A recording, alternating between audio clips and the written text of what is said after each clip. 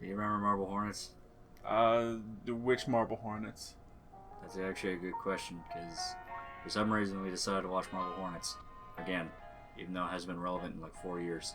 Yeah, not just a little bit of Marble Hornets, all of it.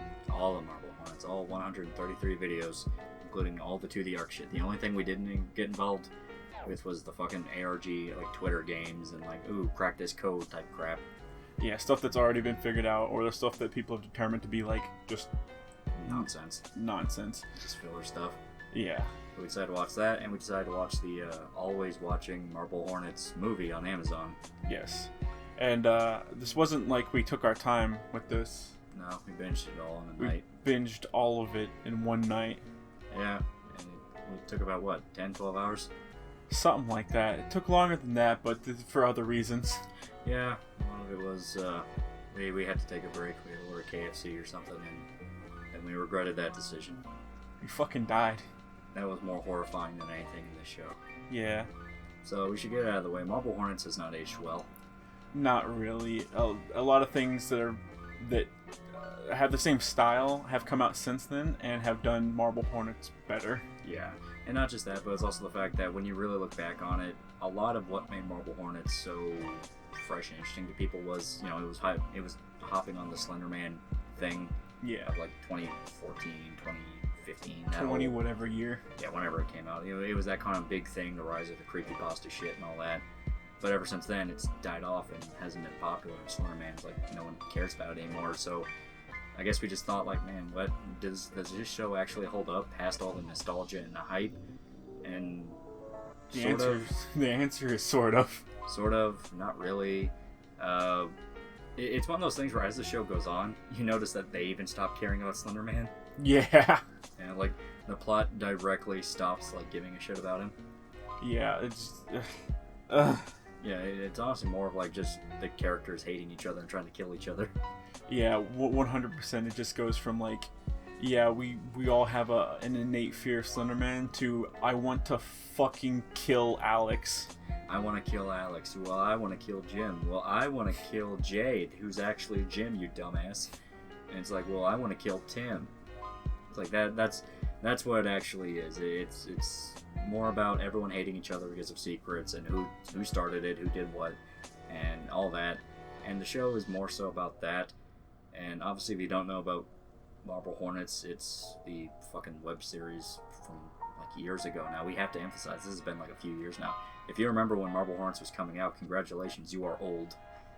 Like, it's basically a college film project started by this group of friends, and the joke is that in the actual video series, it's about a guy investigating the college project made by a group of friends that went to shit. Yeah. Yeah, and the whole story is he finds out, like, oh, one of them might have been stalked by the supernatural being. He investigates, he becomes stalked by the supernatural being, and it kind of goes from there. It's just a spiral. Yeah, and I will say, like, those first beginning entries, they're very, very cheap. Very, very, like, they're clearly using, like, whatever they can get their hands on for $20. Yeah, unbelievably cheap, but, like, certain things, like, whenever Slender Man does show up, like, one towards the beginning where, like, he peeks out around a corner, around one of the characters, Brian, like, that was one of the best shots of Slender Man in there, versus, like, towards the very end, whenever, like, Tim tries to stand up to Slender Man. And it becomes a little too apparent that they thought they had got the look down, and it just really didn't. It looks literally like a shitty CG model. It looks like a scarecrow. Like a scarecrow they put CG over, that's what it looked like. And it's one of those where, in the beginning, the acting isn't great, and they try to limit the acting as best possible by just being dead silent. And I will say, if you're going to watch anything that's like a found footage movie, this would probably be the best to do it, because it's literally acting as though it's found footage. Yeah. Like, he's constantly, like, experiencing issues with the video, and, you know, he's narrating and putting captions and photos over, so it's not like you're just watching some dumbass with a camera running around. No, there is actual attempts to make it at least believable from that perspective. And another issue is just the fact that you kind of start noticing what the mystery is pretty soon. I mean, for the time, I'm sure this was cryptic as hell, but everyone since has had to have that ultra cryptic show where, ooh, well, if you look into this page of this specific book, maybe it'll relate to this clue and you'll find out what that means. And nowadays, since people have done it and done it even more cryptically, or just the rise of like corporations trying to get into ARGs for, products, it's just one of those where it can kind of become a little apparent what they're shooting for. Yeah. Yeah. And honestly, maybe it's just us talking and not really meaning it, because people were genuinely stumped when this show was coming out and what was going to happen next. Yeah. And maybe it's just the fact that Marble Hornets bred an entire culture where everyone was super obsessed with basically treating it like a puzzle box, like what is the answer. But when you actually try to watch it as a show, it can get tiring. Yeah, trying to binge watch is definitely not the way it was meant to be watched. But like at the same time, you have the good that it does. I think a lot of the stuff, like a lot of the non-scary stuff, is actually kind of good. Yeah. It leaves you like confused, and you kind of want to keep moving on, even though you've been doing this for 8 hours and you're fatigued. Yeah, and it is good at building up a dread. It emphasizes a lot on the silence aspect and just trying to, emphasize that these are just dudes with a camera in like an abandoned building. So yeah, for all you know, they might actually come across something dangerous and they just keep it in a video because they thought it was cool. Yeah, something like that, where you actually get that kind of tension in it. It's like, oh, that's neat. And then you get to the Ark shit, and okay, To Ark, I'm sure when it was coming out, it was probably fucking terrifying. Now it's just like, honestly, I'm not even sure if whenever it came out it would be like terrifying. I mean, like it was meant to be like clues for a bunch of different shit, like, oh, you need to go save Brian because Brian's getting ready to like die. But it's told in the most cryptic, prophetic way possible. Yeah, you just tell it in a really cryptic way that's just like obtuse, and is meant to be figured out after the fact. Yeah, and I understand that, and I'm sure, as stated, this is one of those things where if you go in with the right mindset with the series, because the series is obviously trying to trick you into thinking this is all actually real. It's not like watching a movie where going in it's fake. I mean, obviously going in that this is fake too, but yeah. The point is Marble Hornets doesn't want you to think that. It wants you to think you just stumbled on this dude's vlog that just for some reason was never picked up by the media.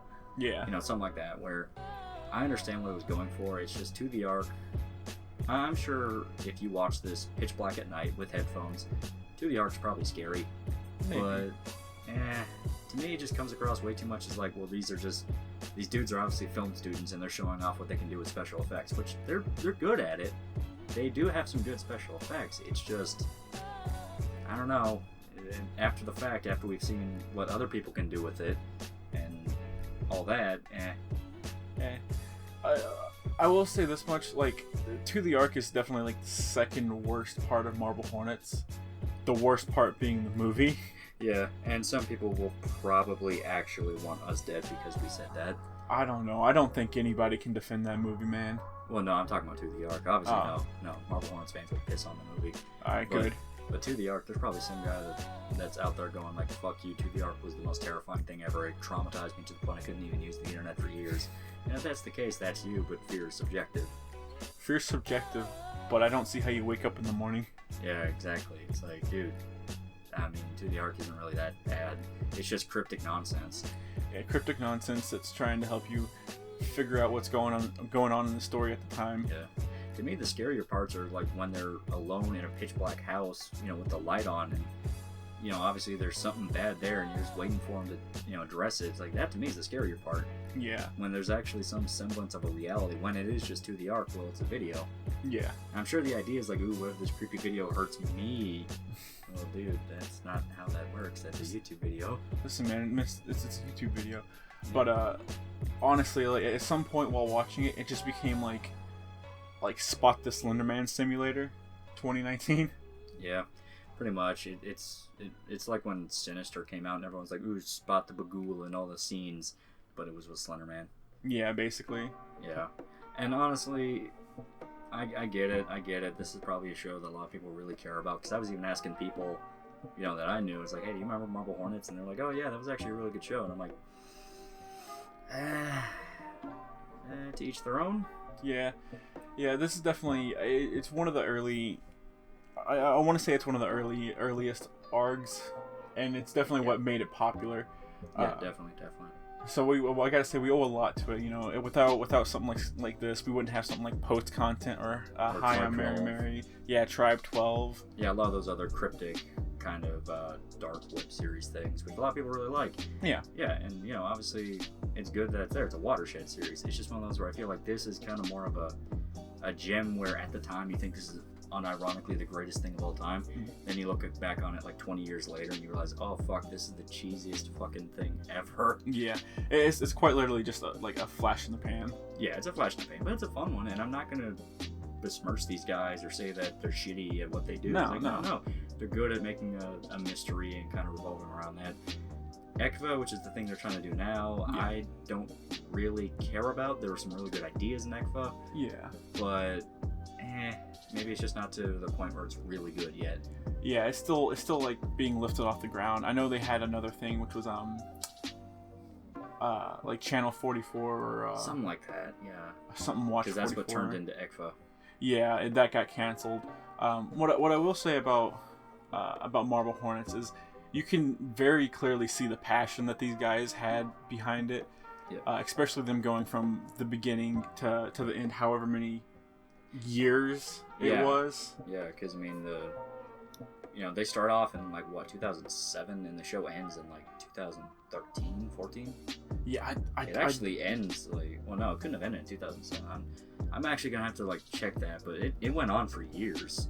Yeah, it went on for years. There's even a moment towards the end where they try and be like, here's a video from like before the series even began, before they even like filmed the movies and or not the movie, but the in-universe movie Marble Hornets that they had, which is just a shitty like college drama. Like a really shitty, really like pretentious college drama. Yeah. You have it where they're doing casting calls, and it really looks like they had these guys that have aged like quite a few years, and they're trying to make them look like young college students. They're trying to play them off as though it's 30-year-olds trying to play themselves off as though they're 20-year-olds again. Yeah. And that's just not how that works. Yeah. But no, it's a fun series. I definitely think that if you want something creepy to watch for Halloween, this is one of them. Yeah, if you wanna sit down like at 2 a.m, like have everything off. Yeah. Put a playlist on that has all the To The Ark videos and all the Marble Hornets videos in a playlist and just watch it. Yeah, I'm sure you'll have fun. Yeah, you'll have fun with it. That's 100% certain. Yeah, that is the greatest compliment I'll give this. At best, you'll love it. At worst, you'll just say, it's just not my cup of tea. Yeah. Like, the cheesy parts are cheesy, but I don't feel like any part of this can really be considered bad. Like, there are some plot threads and stuff like that just kind of get dropped. Yeah, forgotten or dropped or stuff like that, which... Sometimes the cryptic nature just gets a little too much.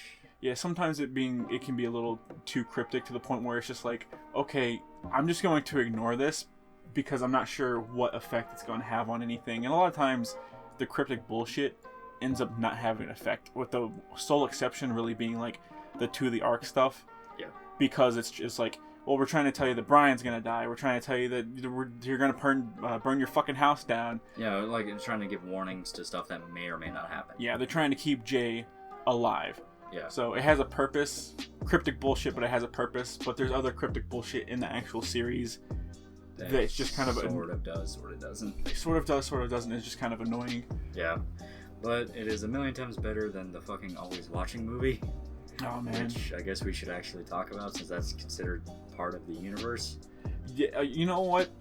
Honestly, I'm more excited to talk about the Always Watching movie. Because it's laughably bad. Because it's laughably bad. Bad. Yeah. I can't just be like, it's meh, or anything. No, it's absolutely fucking terrible. It's hilarious. Yes, it's 100... God, fuck this movie. Fuck this goddamn movie. Okay, so the best way to describe Always Watching is, it's one of those Z-list Netflix original horror movies. It wasn't even on Netflix. I think it was on fucking Amazon. But, like, I think Amazon actually made it. But, you know, it's trying to be this, like, it's the cinematic adaptation of Marble Hornets. But it fucks every single thing up. It's not scary. Literally every rule gets fucked up. It's not scary at all. Any semblance of horror that it has literally made us laugh while watching it. You guess plot threads as soon as they're introduced. As soon as they are introduced. Yeah. where literally, oh, guy has a dog. Guess what happens to the dog? Oh no, oh god, oh fuck. Yeah. So, okay, the story with always watching is it doesn't revolve around anyone from Marble Hornets, because basically everyone died in Marble Hornets except for like 2 or 3 people. Yeah, like Tim and one other woman make it out alive, and that's it. Yeah, and even then we don't know for sure whether or not they're okay. Yeah, Tim is definitely still like sick, but he's like, nah, everything's okay. And Jessica is like in a fucking hotel, and she's taking the medicine now too. Yeah, and she's basically like, oh fuck this, I'm out. Yeah. But it revolves around like this dude named Milo and this chick and this other guy he works with. We named him Chad. Yeah, we just named him Chad. Fuck him, because he's so fucking boring. But they are journalists trying to talk about like house foreclosures. Yeah, like a high number of house foreclosures in the area, I believe. Yeah, I think I was trying to ride the back of like the economic crisis. Even then, possibly. I don't think that came out around the time that happened, like 2008. Yeah. I think this came out way later. Maybe. Unlike all the other movies that we've done so far, where we might have seen them before in the past, or it might be our first time watching them, we watched this movie twice within the span of like 2 days. Just to make sure we actually remembered things properly, because we were forgetting things as soon as they were introduced. And this movie's so bad and forgettable that we're going to forget things unless we laughed at them. Yeah. So the whole idea is you have these news reporters, they're investigating these house foreclosures. They stumble onto one family that their house was never foreclosed on, they went missing. Yeah. Which, okay, decent setup. Yeah. Like, oh, you have a little mystery. What happened to the family? Well, they find out that Dad saw the Slunder boy, the Slunderman. Slunderman. Yeah. And guess what happened? He went nuts, and apparently bad things happened to the family. Yeah.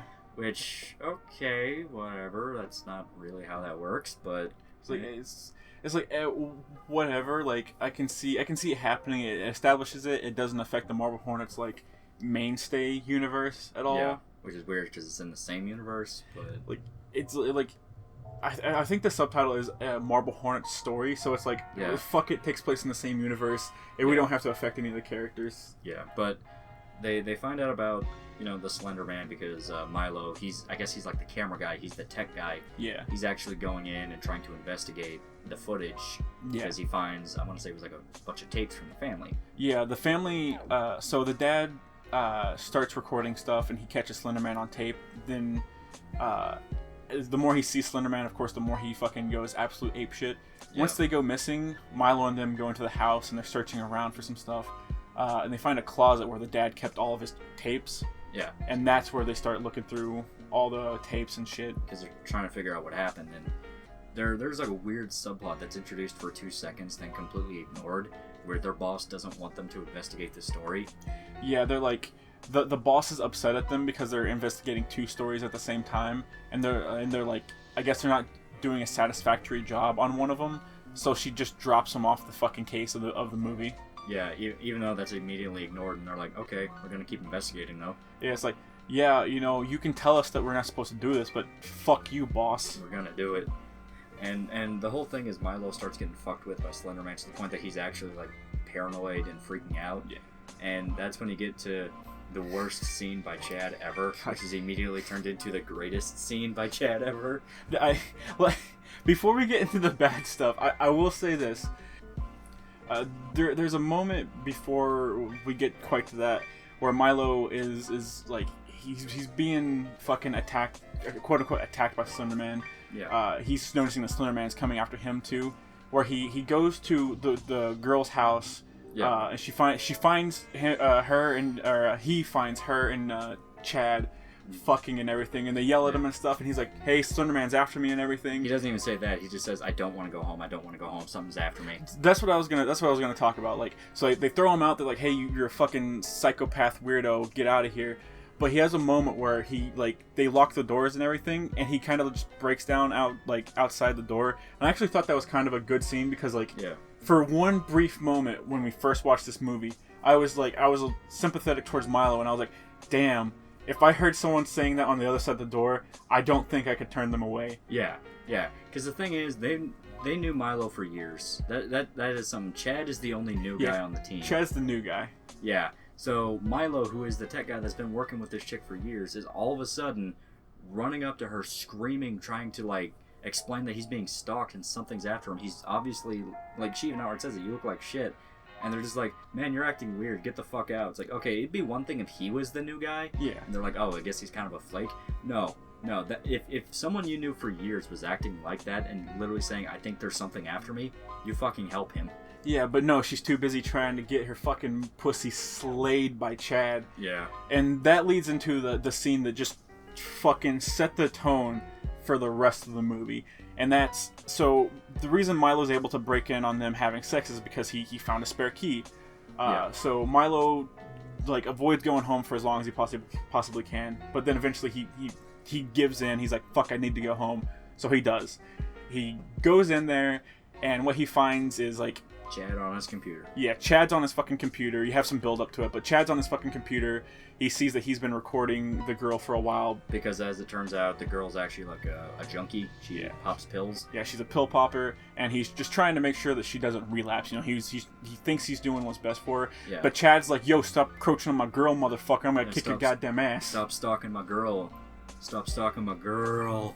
Only my dick can touch that. Yeah. So they get into like an almost fight where Chad's like, I'll kick the fuck out of you, motherfucker. And Milo's like, oh no, let me explain myself.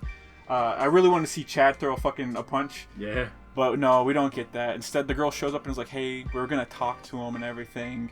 And then just it keeps spiraling, getting worse and worse and worse until eventually because Milo at this point is like outright screaming at them. It's like, there is a dude in a suit trying to kill me. And at this point, Milo's like, I know what indicates Slender Man being here. It's the video footage having static on it. There's glitches and stuff like that. Yeah, at which point he notices the camera has static on it. So he's like, Chad, shut the fuck up. Pick up the stupid motherfucking camera, you dumbass. And he does it. And he's like, look, there's no fucking guy in a suit, you fucking idiot. I'm gonna kill you. At which point, Slender Man bursts from the closet. With a spiritual baseball bat. In my mind, that's how this happened. Because the light exploded. Because the light fucking explodes, and they piece the fuck out of there. Yeah. That was one of the funnier scenes, just because like they were so Chad was so insistent. There's nothing there, and in the span of like 2 seconds, boom, he's rushing out. Not even 2 seconds. It's like half of a second. Yeah, he rushes out. The light explodes. They're freaking out, running out the house. Like it's funny as hell. It's funny as hell. And then you get probably, to be fair, one of the most logical horror movie scenes ever, which is like they don't sit there and go like guys, what was that?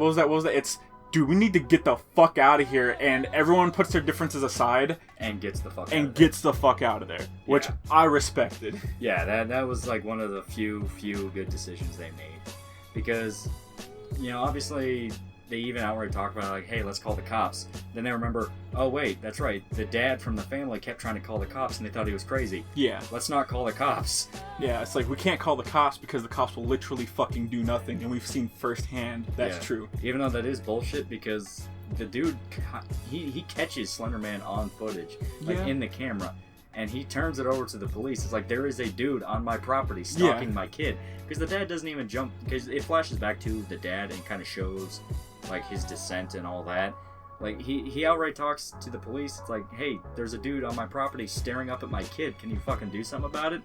The cops go out there and they say, oh, we didn't find anything, so obviously there's nothing there, you fucking weirdo. It's like, that's not how that works. Yeah. That's not how any of this works. Yeah, you gotta be crazy, dude, because we went out there, we didn't find anything. It's like, yo, I have a video of Slender Man like 2 fucking stories tall, like staring in my fucking window. Like, you sure you can't do nothing? Yeah. And this is kind of where the differences between this and Marble Hornets begins, because some people are super pissed off that this was like changing Slender Man completely into something else. Yeah, and it did 100%. Oh yeah, and I wouldn't be so angry about it if it just didn't have a Marble Hornets story as the subtitles, like just always watching, boom, Slender Man movie, completely different, do what you want with them, so long as you get the basics down. Yeah. But in this, it was still trying to go by the Marble Hornets rules, but it broke like one of the ultimate ones. It broke like every Marble Hornets rule. Yeah, because one, you can only see Slender Man in the camera, which wasn't really the case in Marble Hornets. You can see him if he wants you to. Well, like, we know for a fact you can see Slender Man because, like, even towards the beginning, whenever he first appears in like that field, everyone on the crew is like, hey, who's this guy? Like, I hope we didn't make him angry or anything. We need to get him out of here. Yeah. Towards the end, Tim straight up looks the motherfucker like in his eye and tries to like stand up to him. Yeah, while the camera's like on the ground away from him. Yeah, so Slenderman can only be seen maybe by the dog and through video cameras. Yeah. Because animals have a sixth sense and all that stupid bullshit. The second thing is the mark. Yeah, the mark, which everyone keeps like they keep appearing with the circle with an X through it, which is the operator symbol that Alex has in Marble Hornets, which is something he came up with. Yeah, he came up with that to denote the operator and all the people working with him. Yeah. But in this, that's Slenderman's fucking calling card. Like he's a goddamn serial killer. He puts that shit on you, and then now he's gonna ruin your goddamn life. Yeah, you're his cattle, bitch. Yeah, fucking suckle the tit. Yeah. And another one is Slenderman makes everyone kill each other. Like, that's kind of a thing where people who are marked can, like, literally be controlled by him to kill people, which wasn't really how it worked in Marble Hornets. He actually wanted people alive to spread it. Yeah, it seemed like he wanted people alive.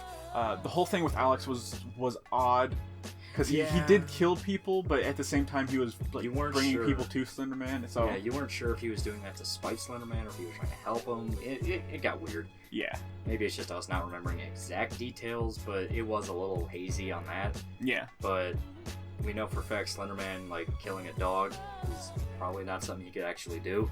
Yeah, Slenderman can't directly interact with anybody. That was a rule in Marble Hornets. Slenderman, he fucks with your head. He can teleport you around and shit, but Slenderman never fucking shoryukened an asshole through a roof. Yeah, he never impaled you or like broke your neck or shit. Yeah. Whereas in this, they're like, hey, since the only way we can see Slenderman is through the cameras, and it seems like he really wants us to see him. Let's just turn off the cameras. Let's turn off the cameras. Which is not the worst idea in the world. Not the worst idea. So they turn off the cameras, at which point Slenderman apparently gets into the car with them. Kills the dog. Yeah, fucking kills the dude's dog. Kills the dog, puts a mark on the dog, and then puts a mark inside the car. Yeah. The fucking operator mark. And at which point they're like, what the motherfuck? You got my dog killed. And they're like, it's just an accident. It's just an accident. It's like, you got my motherfucking dog killed. Which that was the only heartfelt death in the entire movie. 100%. Yeah. But it goes on. They keep trying to investigate the shit. They keep trying to find the family. They do find the wife eventually. Yeah, they find the wife, and it turns out like she set the house on fire after she killed her husband. Because he killed their daughter. And they're like, oh, like that fixed everything. Yeah, because he died. She's okay, even though she wasn't okay. Yeah, she was very much not okay. She was like she became Two-Face, like straight up. Two-Face and stuck in an insane asylum for the rest of her life. Yeah. Yeah, and they almost have like zero evidence that Slenderman actually stopped fucking with her, because they even outright say it's like, hey, he went away, right? And they do that horror movie thing where she tries to be all cryptic and weird, and she just asks, oh, did he? Yeah, did he go away? At which point she then like flips a switch and goes from like mentally incapable, like catatonic, like almost catatonic, to fucking like, no, you brought Slenderman back, you motherfuckers, you dumbass idiots. Yeah, and started trying to attack him and shit. Yeah. And then this was another of the greatest scenes ever. They go to a cabin in the middle of the woods for almost like no reason. For what I've determined is no reason. Like, if you were being hunted by Slenderman and he seems to like operate exclusively when you're pretty much alone, or maybe when you're with your family, like, I'd move my ass to like New York. And a fucking crowded part of New York at that. Oh yeah, you would live in the most crowded apartment building of all time. I would sleep on nightclub dance floors. Exactly. And that's just kind of their plan to stay alive. It's just, let's just fucking, let's hut up in the woods and let's try and figure this stuff out. We're still going to try and figure out like how to get rid of Slenderman. At which point Milo's reviewing the footage of everything that's going on, and he's like, it seems like after he died, after the husband of the family died, the wife seems like the Slenderman left her alone. Yeah, because she no longer has her mark, which doesn't really, like... You don't really know for sure. Yeah, you don't know for sure, and it wouldn't really make any sense either. Yeah, but out of nowhere, Slenderman attacks them. Yeah, Slenderman's fucking coming at him with that goddamn spiritual baseball bat all over again. Coming straight for him and all that, and in the middle of all the chaos of everyone screaming, everyone freaking out, Milo is just making a noose right in the living room. And the first time we watched this, we had no idea what he was doing, because it was like 2 a.m. when we actually decided to watch this. And all we know is that Milo was making a noose, so we were thinking like, well, everyone was trying to grab all their shit, get out to the car. Milo's tying a motherfucking noose right in front of them, and like gets up on a chair, and they're all going like, Milo, what the fuck are you doing? What are you doing, Milo? What's wrong? Like, he's just saying, happening? Don't worry, I got this. Everything's gonna be okay. And he just kicks the chair. Don't worry, guys. I got this. Kicks chair. Neck snaps, and then everything goes quiet, and we burst with fucking laughter. Yeah, we are convinced that was supposed to be a harrowing death scene. It's like, oh no, he killed himself to stop Slender Man, but it was the funniest fucking thing ever. Because like I said, at the time, we were so convinced that Milo just didn't tell anyone he was going to kill himself. Yeah. So even though it made it clear, Milo was thinking like, okay, so maybe if the main person infected dies... Yeah, the person who spread the infection, which would be Milo, because he showed everyone else. Yeah, it's like, then they'll all be okay. But we forgot that detail, so we just thought he pussed out. He pussed out super hard. Milo pussed out mega hard and was like, I'm killing myself. You motherfuckers can figure it out. Yeah. And then, I don't know where Milo gets up from the dead, even though they were all crying, and he picks up a fucking, I guess it was like a crowbar or like a piece of wood. Yes, like maybe like a small 2x4 or some shit. Yeah, something like that. And beats the other two to death because he was controlled by Slender Man. Which doesn't make any sense. Yeah, that's not how that works. And then immediately after, he beats Chad to death, chases Chick in the woods, drags her back, kills her. Then Slender Man lets him go. He dies, and boom, movie's over. Yeah, movie's over. You have a pre-credits stinger where it's like, hey, I got these tapes from like a fucking garage sale, and it has the operator symbol on it, and it's like, oh, the cycle continues. Yeah. It's either the family from before or a completely different family. We don't remember. Yeah, because that's how memorable everyone was. Yeah, like the girl's like, oh, we got the babysitter for our kids, and like I think it's a boy and a girl or something. But we were super convinced that the other family just only had a daughter. Yeah. So we don't remember. Yeah, it's not our fault that they picked like two white people to be the families on both sides. They look the fucking same. Two white people, like the dad in both families, supposedly both families, if they are two separate ones. Buzz cut dad with with some gruff, slight gruff, and they look exactly the same. No joke, exactly the same. The mom looks exactly the fucking same. But we didn't count their fucking kids. We didn't count their kids, because Dad only smothered the daughter to death. He only smothered the daughter. So what happened to the son? Is he just gone? If this is the same family, the son's fucking gone, and the son is the reason Milo died. Prove me wrong. Exactly, yeah. So all in all, on a technical level, it's better than Marble Hornets because this was a professional fucking studio film. Yeah, at least better in the sense that things look what they're supposed to. Yeah, better with the heaviest motherfucking quotations I've ever seen in my life. Yeah, because the whole appeal to Marble Hornets was these were people with literal just video cameras and cassette tapes in the middle of the fucking woods. Yeah, found footage that's believable. Yeah. So when we say better, we just mean that it looks nicer. Yeah, visually, aesthetically, it's better and more pleasing to the eye. Personality and soul be damned. Yeah, what soul? Exactly. But everything else, nah. No. Just watch Marble Hornets. Just watch Marble Hornets. Literally the only tie that this has to Marble Hornets, aside from the title A Marble Hornet Story, is one fucking missing poster in the background that has Alex on it. That is it. Yeah, doesn't even call attention to it. Yeah. It's just on a fucking gas station gas pump. So yeah, that's Marble Hornets. What a fucking, what a spiral. Yeah. And all in all, it's one of the web series that inspired a whole bunch of others, so I guess you can kind of give it credit for that. Credit for that. It's good. It's nice. To each their own. Definitely not bad. I don't feel in any way you can be like you cheap? Yeah. Bad? I don't feel you can call it bad. Yeah. Not our cup of tea per se. We like stuff that either has perhaps a more humorous side to it or just goes balls deep. Yeah. But this doesn't really go balls deep. Basically, it's like we really liked Midsommar. Yes. So something like this is a bit more of it's an adjustment. Yeah, we like something post content as well as something more towards the Yeah, that's another series you can really tell is like inspired by stuff like Marble Hornets, which is a lot of the psychological thing. Yeah. Yeah. But it has its own unique spin to it and all that shit. So yeah, watch Marble Hornets. Watch Always Watching if you want to see something fucking hilarious. Yeah. Honestly, for Always Watching, get like 5 or 6 friends together and just constantly make jokes. Makes jokes the entire time. Then once you get to the cabin scene, be like, shut the fuck up, and just let that fucking magic play out. Because that's the thing where I feel like Always Watching is one of those funnier ones where you forget you're watching it, then you look at the screen and something happens, and you just start laughing because it's like goofy. Yeah, it's goofy or it's bad or whatever. Yeah. One thing that we forgot to bring up, the dude in Always Watching that plays Slender Man. What's his name?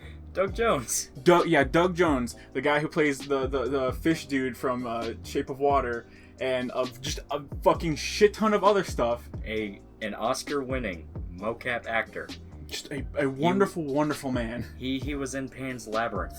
Yes. He was in Shape of Water. This is a dude that has actually won awards. He's not just some guy they got. No, this was Doug fucking Jones. And he plays Slender Man in the Always Watching movie. Even though you're convinced it might have just been a mannequin with a suit. 100%. Like, the most he does is, like, move his arms a little bit. Yeah, that's it. So, like, why did they need Doug Jones, and why did they have to sully his record? Well, he was in Bye Bye Man. So okay, well, listen, shut the fuck up, okay? Yeah. We don't talk about Bye My Man. We're gonna talk about Bye My Man next. The fucking hell we are. Alright, see ya. Bye.